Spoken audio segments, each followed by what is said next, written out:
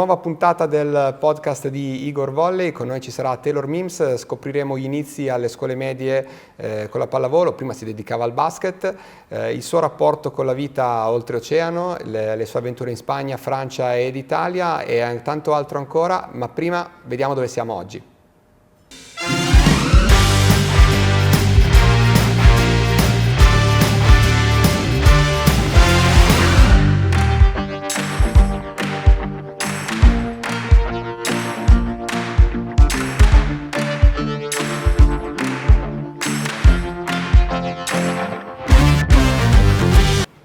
Buongiorno a tutti, eccoci con un'altra puntata del podcast di Igor Volley.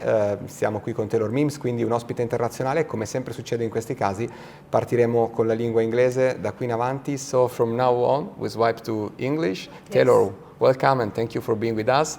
I kindly ask you to start this interview sharing your starts as a player. How did you discover volleyball and when did you start playing? I started playing when I was around 11, 12 years old, because I grew up playing basketball with my sibling, my little brother, and then around in 7th grade, so many of my friends were like, oh, do you want to try out for the volleyball team? And I was like, oh, I've never played volleyball before. Like, no, not really. But then since like all of my friends were doing it, then I was like, okay, I have to try, you know, I want to be with my friends. So I tried out for the volleyball team when I was 11, 12 years old at Lewis and Clark Middle School, and I made the team, and it just became more of like a social thing, something to do with your friends, and I ended up liking it, and then it took to high school, and I think I went from like JV to varsity my freshman year, and then ever since then played varsity, and so it was mainly to just be around my friends when I started volleyball. So it started like a game, like a social thing, and then it came out to be also a professional activity. Did you expect that this could turn out in something like this? No, not at all. Like no, really, volleyball was just something fun to do, to be with my friends, after school activities, really it was just something social and fun to do, and to buy like volleyball shoes, the spandex, the fun stuff. But no, I never thought that volleyball would bring me where I am today at all. Maybe it's also because you had your first approach to basketball, which is much more developed for years, for decades in the US. So if you look back at Taylor, when you were a kid, and you look back maybe at today kids in America, the fact that a professional league is starting, also with many players who won Olympic gold in 2020, you think that this can affect also the volleyball development among kids? Yes, I think so. I think the past 3 to 5 years, I think volleyball has grown a lot in America for young athletes to begin just trying out or trying the sports. I think a long time ago, it wasn't really the most popular sport or a sport that was broadcast on TV or really put out there on social media. But now I think the power with social media and these kids being in that area, like it shows a lot of the sport and it brings more curiosity, which leads to more people trying out the sport. And it is growing, I think, each and every year. So after the high school and also the college, you started playing overseas, Spain, France, now Italy. What are your feelings about being abroad so long and about experiencing different countries and different cultures? I love it. I think the first year I did a half season in Tenerife, and wow. It wasn't something I expected really. Like even I think my agent, when I was done with college, he was like, do you want to play, pro? And I was like, yeah. And then he was like, how about Spain? I was like, I'm up for anything, really. And he was like, okay, I have a club for you in Tenerife. You'll go for a half season, like after I graduated early from college. And to me, when he said Tenerife, I assumed it was just a city in Spain. Like when you tell like a lot of Americans, like our geography of Europe is not really the best, but when he said Spain, I just assumed the country Spain, like, by France, by Italy. And then I think like maybe a week before I left, he was like, did you look up like where you're going to live and stuff? Like, did you look Tenerife in the map? And I was like, no. And so I looked it up and I saw that it was an island off the coast of Africa. And I was like, oh my gosh, this is so cool. So I think my first half season was really like, it was a dream to play on an island, you know, to be with really a warm culture. And I had a really good experience. And also I played with a former teammate, Jaylee Winters, being with American. So it really like opened up my eyes, I think, to the European like lifestyle. Going from Spain to France, it was a big difference as well. But I think each year I've learned something new and I've grown accustomed to the European lifestyle, and I love it, and I don't want to leave anytime soon. Step by step, also, it's a path of growth for you, from the Spanish league to the French league. You started playing also the European competitions, and now the arrival to a top club like Novara in the Italian league.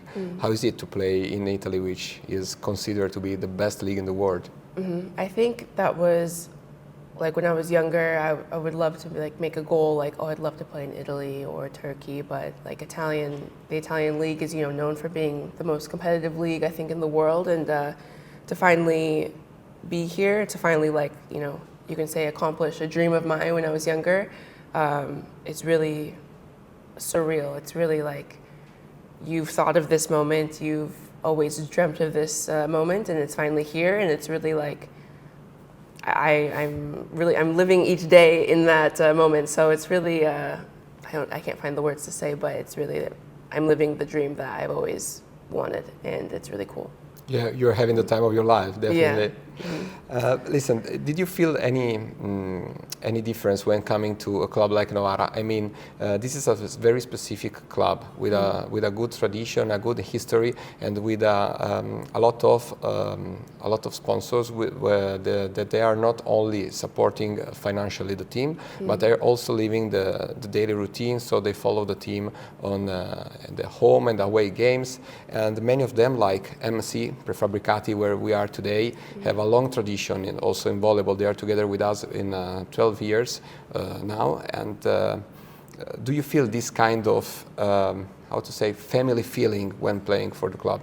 Yes, I feel like there's a lot of support, and you can feel the support, especially every home game, via social media, the sponsors, everything. Like, they really hone in, and you can tell that they care about the athletes, they care about the club, they care about the city. And so, you know, having a community behind you like that, it makes everything you do feel more special. Like, I'm doing this for a reason, for a purpose. And the more people that care about, you know, the club, the people, like, you know, it makes you, you know, feel special and feel like you're here for a reason. So yeah, it's really nice.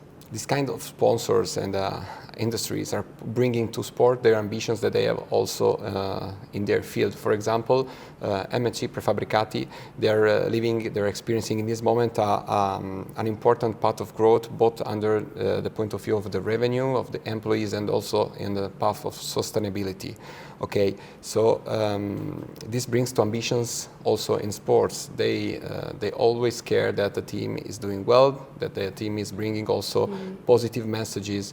And how is it for players to live with this kind of mentality during the season? I think that is important for top clubs and like a place like Novara and teams in Italy, because without these ambitions and these goals, I mean, you can bring players all around the world and like form this team, but if you don't have the same goals and same idea to be on the same page as your sponsors and your fans, your coach, your teammates, your friends, like, you really do need to have one end goal, and not necessarily a pressure, but when you're all on the same page, it makes you move forward, it makes you grow as a team. That's really what we all are at the end of the day, with our sponsors, with everyone else included. We are all one team and we all want one goal, and it's something to work forward to together.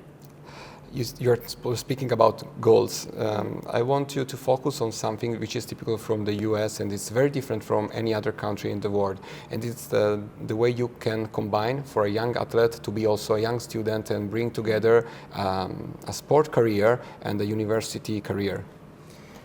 It was being in university, like, it's something that to go to college on a scholarship and to be an athlete and also a student at the same time, you're faced with a lot of challenges, and challenges being especially during your season. You know, you're trying to do the student life, which you have to accomplish at a certain level. It's not like you can go to class, you can't go to class, you can't fail, you are also held to the same standard a student is, and also the pressures and the challenges you face as an athlete at the same time. So like going to the 6 a.m. workouts and then going to class for 4 to 5 hours, and then your practice, and then your tutoring sessions, and then you have to throw in dinner, and you try and get enough sleep in the next night just so you can do it all over again. I feel like going through that helped me a lot with time management and really trying to just do the best that I can to make me the best that I can, like for my body, for my mental health, my wellness, everything. So I think those 4 years of being in university, challenging myself to be a student and an athlete at the same time, has really made me grow as a person, as a woman, as an athlete, and I'm very grateful for those challenges. But it was, I could say, the best 4 years of my life, and I'm happy I was able to do that. Yes, I agree with what you said. Of course, you experienced this personally, but you know, the thing that I think is very important is that any athlete coming out from university already has also a plan B for her or his life after sports, because you know, it can work, but it also can work bad sometimes, so it happens. Yes. And this is something that is missing in many other countries, for example, because people maybe they're stopping doing sports at 24, 25, and then they have to start from nothing. Okay, Taylor, I just ask you please to wrap up this interview, making a message for our supporters, our fans, because we need their support now. Okay. I just want to say thank you for all the support this far. We feel it, and we really love the energy in our home gym. Just please continue to show up and help us throughout the rest of the season with the Italian Cup, the rest of the season, and our European Championship. We love it so much, and yeah, we love being Mosquitoes, and your love and support means the world to us, so thank you. Grazie a tutti e noi ci vediamo la prossima volta.